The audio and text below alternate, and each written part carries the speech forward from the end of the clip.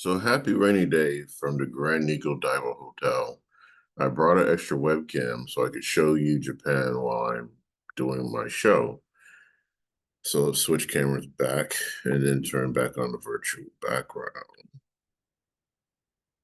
Yeah, I'm in the hotel. You'll live.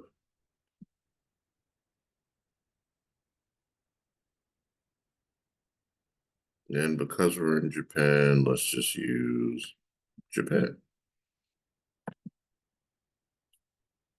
So for those of you that follow my Travel with Montague YouTube channel, or you're following the Instagram, or laughing at my sometimes comments on Twitter, X, I don't use it. Just wanted to welcome you back. So for those of you that are my students and you've been stalking me cybernetically, telepathically, with the power of the internet, welcome to Japan. The first 2 full weeks of Japan have been amazing. I did have the pocket Wi-Fi and was trying to upload video and give you content that you could digest in small bits. Again, let's switch back out. I'm just glad I brought at least one of my webcams. And I got to turn off the virtual background. So there's that. Um, for me, it is Friday afternoon. And the boat down there is a Japanese Coast Guard. They don't have the same coast the U.S. Coast Guard. Not only that, you are looking at a city of 30 million people from one small corner of the city.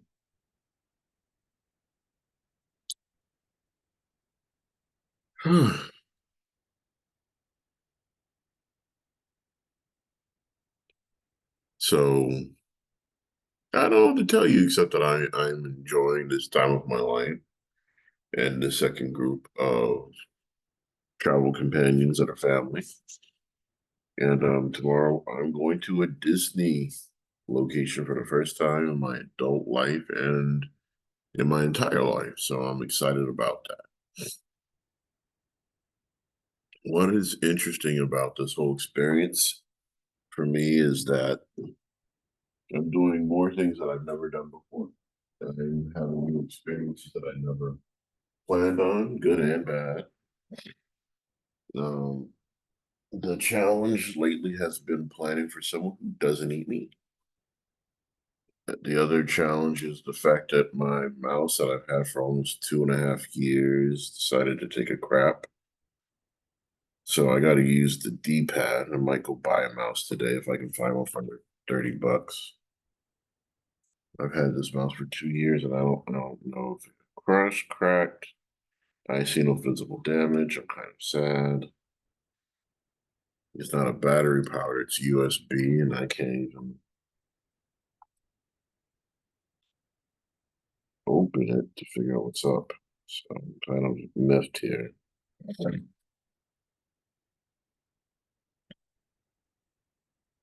Yeah, distraught would be an understatement because I want to play games. But so those of you who are asking about the first trip, what cities did I visit? What areas did I visit? We were in the Exasa area close to Shinshoji Shrine and Tokyo Skytree. We didn't make it to Tokyo Skytree because the group was overjoyed in doing the smaller things and traveling around the city. After we did that, we had to go pick up the other guest, and I'm loving the boats. I think this is the number one reason why I love this hotel. We picked up the second client in Narita Airport. His flight was delayed a day, so we lost a day. And we activated his rail pass and got him from Narita all the way across Japan. And I'll pull that up on the internet so you can kind of get the hint of how far he traveled in one day.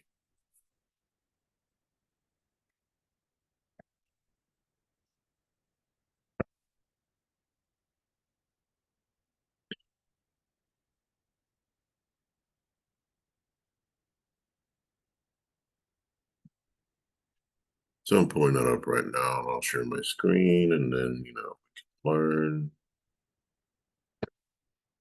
about it.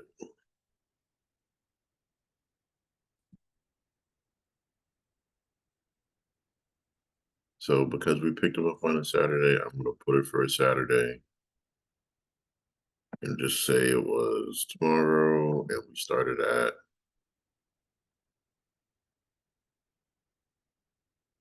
9 a.m.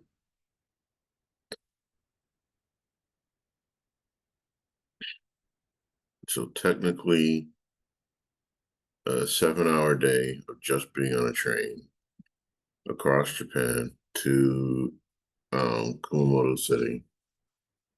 And if you erase all the pictures and things on Instagram, we did the castle, we did Hideyoshi, and then I'll just do Hideyoshi really quick so you know how far Hideyoshi is from um, Kumamoto. Keep in mind that I did share in a video that um, Hideyoshi, the train station is damaged, so we had to take one train and then a bus. So that was a 2.5, 3 hour hit waiting on a bus one way. The government's supposed to repair that train station soon. And then, for those of you keeping up, we went from Kumamoto to Hakata Station by bullet train, and that wasn't even a full half hour because we kind of got in trouble for riding the wrong bullet train, but whatever. So from there, we did Fukuoka for a couple days. Then we decided to make a pit stop at Kyoto Station on our way out. We did not get to do the Fuminari Shrine. We didn't even get to see Mount Fuji except on a train. But that was a 3 hour hit. And then our last day, we came to, I'm going to switch it.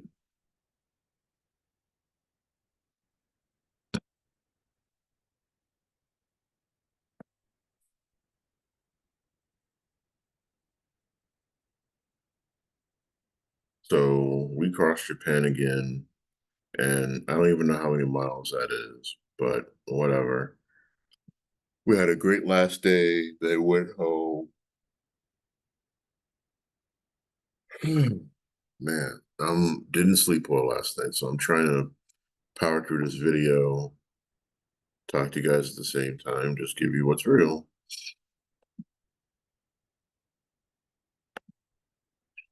I'm really bummed about my mouth, so I just gotta go deal with that. But long story short, the trip so far is half over for me. This is my third week in Japan. Next week we'll start the end of the trip. I will be doing this second group.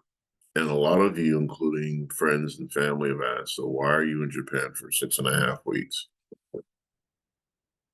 The first group depended on the second group existing. Um, the brother and sister that I have, if I did not have four more people, I wasn't going to do this trip and I was going to just decline leaving San Antonio.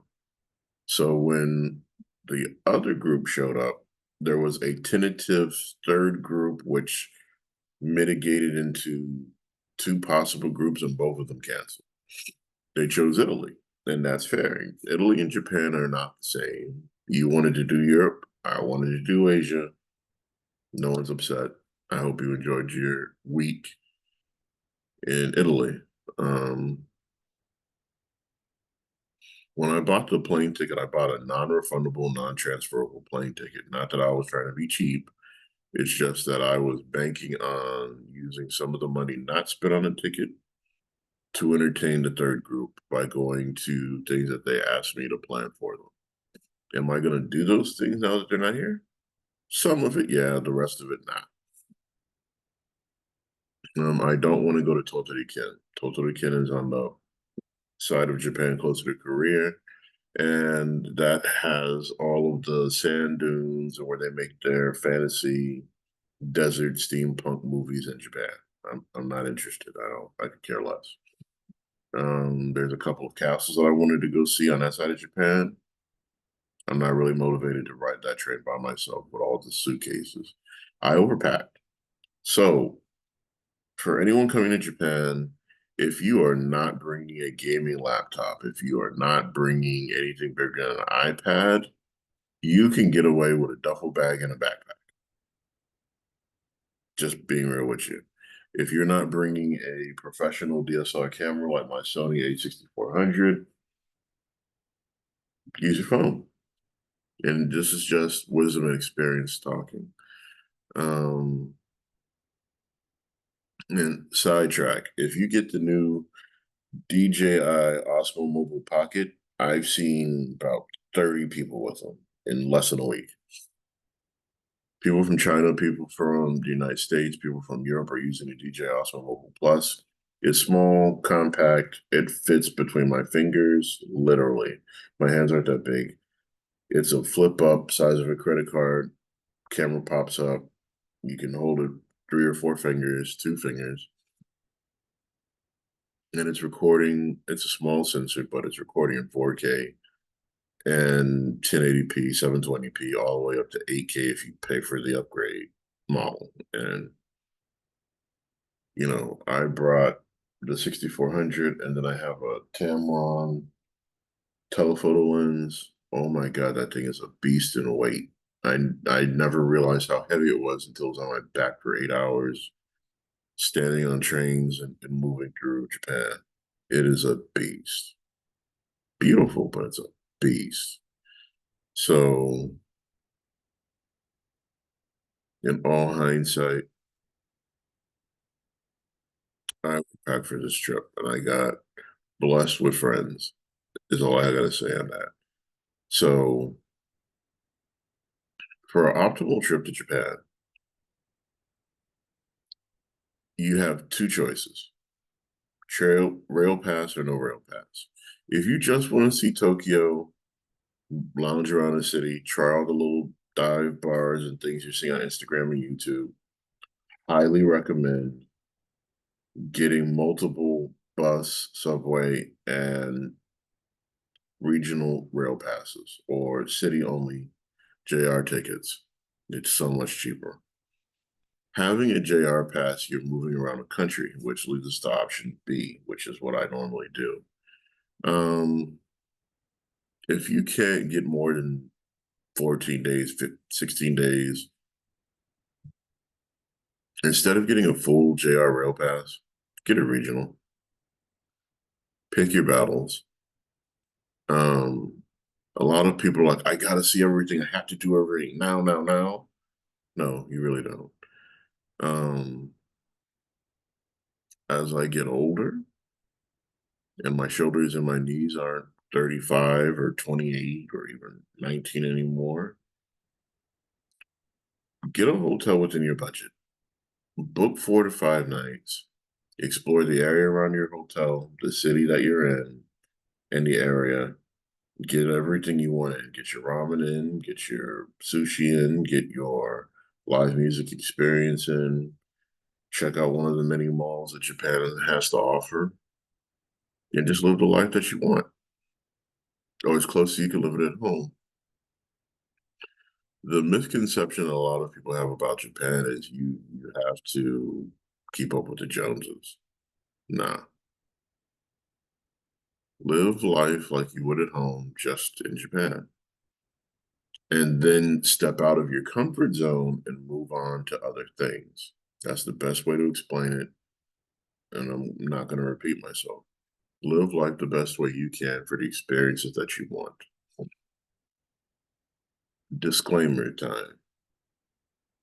Tokyo Disney in English, the website, the app, and buying tickets is insane. If you have a Japanese friend or you get lucky at a Lawson's, my situation is the concierge at the hotel I'm at now. was kind enough to leave his desk, walk us to Lawson's, and go through the process of buying his tickets, and we're done. He didn't even ask for a tip, but Japan's a no tipping culture country. So, with that rant out of the way, Studio Ghibli is an act of Congress.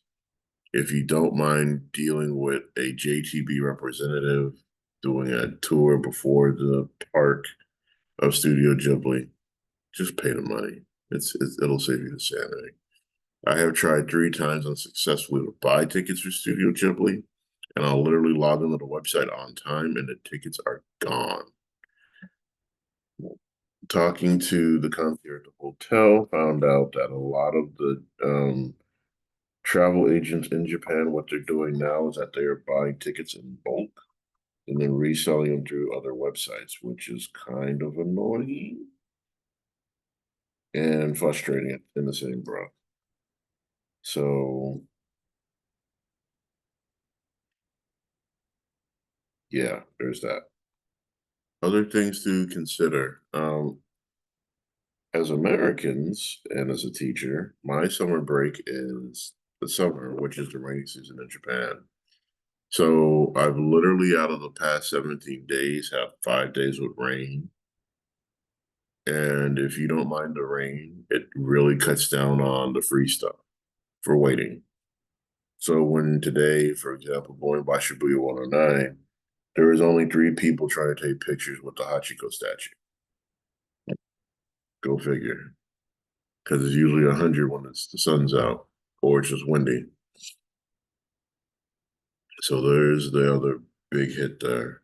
Now, someone did message me about why would I do a JR pass when they're ridiculously expensive. So a 7-day JR pass is close to $400, depending on exchange rate the day you buy it. Here's what I want you to think about. A bullet train from Kyoto to the hotel I was at, Google says it's 1,407.20 yen. After the exchange rate, that's $100. The young man that came in group 1 that we had to pick up late, he literally crossed the country twice, going all the way to Kumamoto and all the way back. And right there is the price of his JR ticket. That's not including the daily use. That's not including any of the other trips. So from Narita, technically from Tokyo, and I'll show you the math because some of you guys are like, I don't believe you, and I get it. You want to be impressed. So let's go ahead and share the screen again. And here's what we're going to do. We're going to do Tokyo Station. Then we're going to do Kumamoto.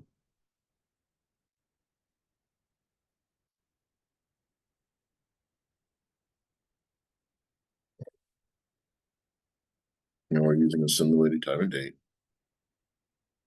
It's 2,050 yen. So what I'm going to do is put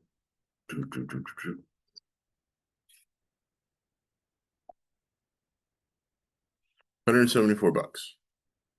That's the first hit. So let's go to the second hit. And we're only doing bullet train. So now we're going to go from Kumamoto to Hakata Station.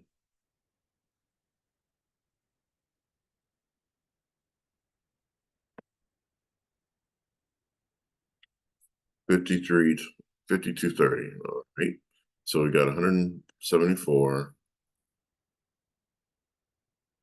Make that 206 bucks. Okay. So now we're going to go his next shot, which was from Hakata to Kyoto Station.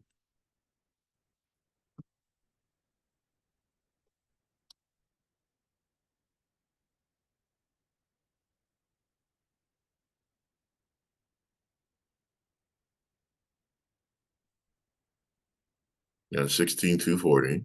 So let's pop in 16,240. So we're at 300 bucks. Okay. That's Kyoto. Now remember, we had to come back to Tokyo and we had to go further out. So we're going to go back to the place where we were.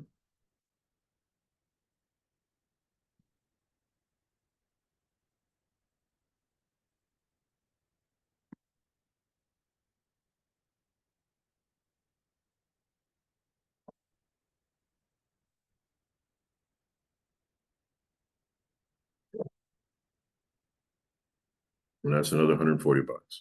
So right there, he paid off his another $100 roughly. So he literally broke even, not including the daily train travel in every city that we use the JR Pass for. He broke even for his JR Rail Pass.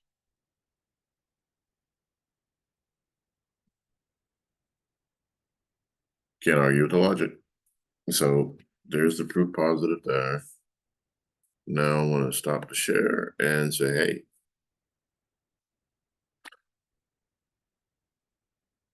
one of the reasons why it's always Japan is because it's the first country I lived in growing up outside the United States. Dad was Air Force. Um, it's safer here. I don't mind the human traffic on the ground in Tokyo. I don't mind the peace and quiet in the countryside.